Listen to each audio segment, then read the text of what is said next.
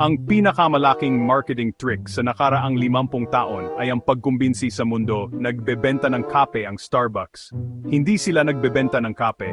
Kung nagbebenta sila ng kape, matagal na silang nagsara, dekada na ang nakalipas. Ang produkto nila, laging mediocre, madalas sunog, at sobrang mahal ng 400%. Pero empire sila. Bakit? Kasi naintindihan ni Howard Schultz ang isang bagay na mali ang lahat ng business school sa mundo. Hindi bumibili ng produkto ang mga tao. Bumibili ang mga tao ng mas magandang bersyon ng kanilang sarili. Nang bumisita si Schultz sa Italy noong 80s, hindi lang niya nakita ang mga taong umiinom ng espresso. Nakita niya ang teatro. Nakita niya ang barista na kilala ang bawat pangalan.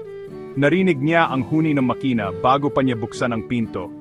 Pinanood niya ang isang matandang lalaki na nagbabasa ng dyaryo ng 3 oras sa isang espresso lang at walang nagmamadali sa kanya. Na-realize niya, alam mo, hindi talaga para sa caffeine ang binabayaran ng mga tao.